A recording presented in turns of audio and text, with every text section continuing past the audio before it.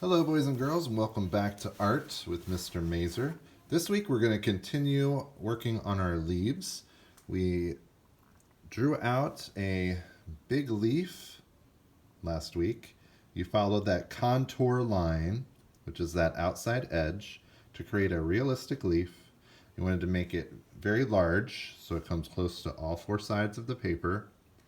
And then inside the leaf, we were going to fill in about half of those sections with different patterns. Pattern is a line or shape that repeats. So you could do some with shapes, some with lines, combination. You could do some that are very dark, some that are very light. I would recommend a contrast, so doing some light, some dark, and spreading them out. Now this week we're going to begin studying color, and I'm going to show you how to do color blending with 3 different media. So first, looking at our color wheel, you can see there are the primary colors, red, blue, and yellow. Then we have the secondary colors, purple, orange, and green. Now the colors in between those are called intermediate or tertiary colors. And those are the colors that we're gonna be making this week, most likely.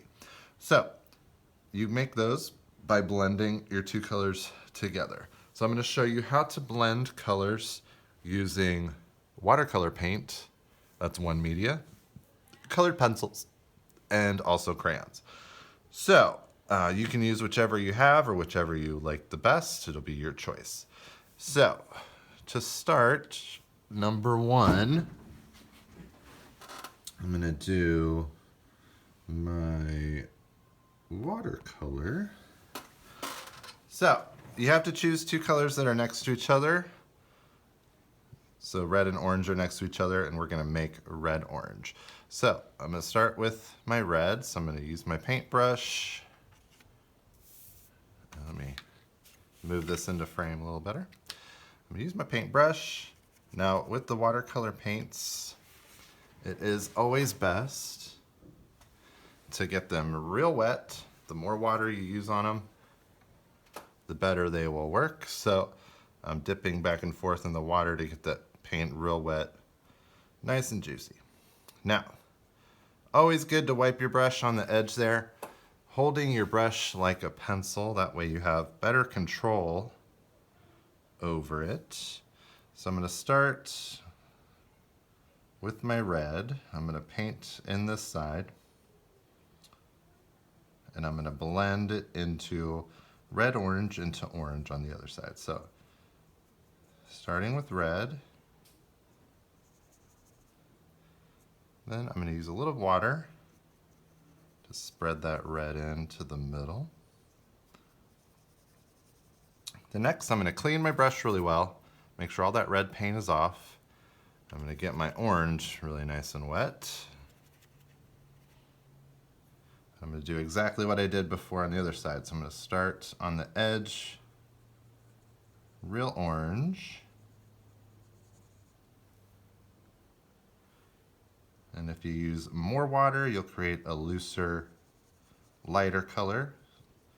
And if you use less water, your colors will be more saturated.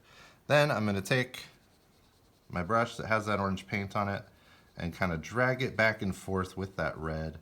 It's real important that you do this while that red is still a little bit wet, and you'll be able to create your blend a little easier. So I'm going to go back and forth. And now you see I've got a nice blend of orange into red, orange into red. And if I didn't like, so I can see here it's a little light, so I'm going to clean my brush. And I'm going to use a little bit more red over here and go back in very gently over top of that and blend in to create more of a red-orange. So that's how you can blend watercolor paint. So I'm going to push that aside. Now if I want to blend colored pencil, I'm going to take yellow and yellow-green. So if you have the intermediate colors, you can create blends really easily. Or if you have two that are next to each other like this, you can blend those out easily too. So I'm going to start with my green. I think I'm going to do this shape in here. Now with the colored pencil, always works best if you color in circular motions.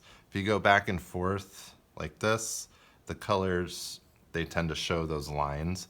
But if you blend it out into circular motions, you're not going to see as many pencil strokes and you can create a much smoother effect.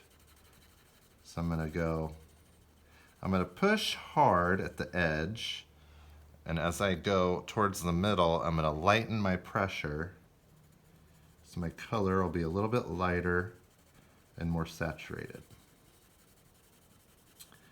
So I'm going to go lighter, and now I'm creating a nice smooth gradient from dark to light.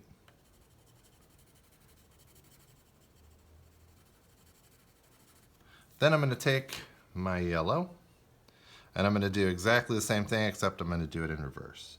So I'm going to start with yellow here, keeping it nice and dark, coloring in circles.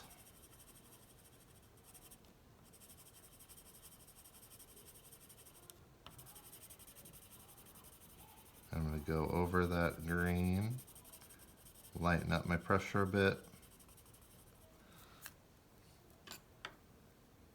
And if you're not happy with it, you can always go back in with that first color and lightly blend that out.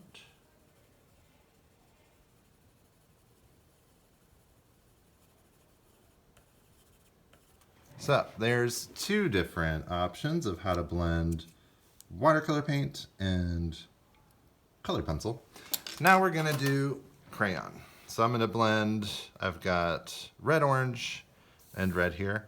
So you can do the main primary to secondary blends or the two in between, which tends to be a lot easier. And this is gonna go pretty much the same as the colored pencil. So I'm gonna color in circular motions so I get a nice smooth color. And then as I move in towards the middle, I'm gonna lighten my pressure. And I'm gonna go about 3/4 of the way through the shape, going from dark to light there. Then I'm gonna do the same thing in reverse, starting dark, so I'm pushing hard, circular motions, get a nice solid orange, red-orange in there. And then once I touch that red, I'm starting to lighten up my pressure a bit.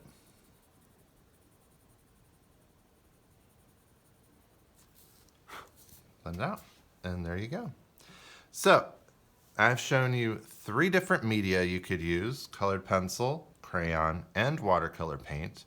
Use whichever media you think will be best for your design, and try and keep your color palette limited to the colors that you see when the leaves fall in the autumn. So they generally turn to from green into yellows, into oranges, into reds, sometimes maybe even a little bit towards red violet, but we're gonna stay pretty much in this range of colors for our leaves. So, hope you enjoy it, kids, and we'll see you again next week.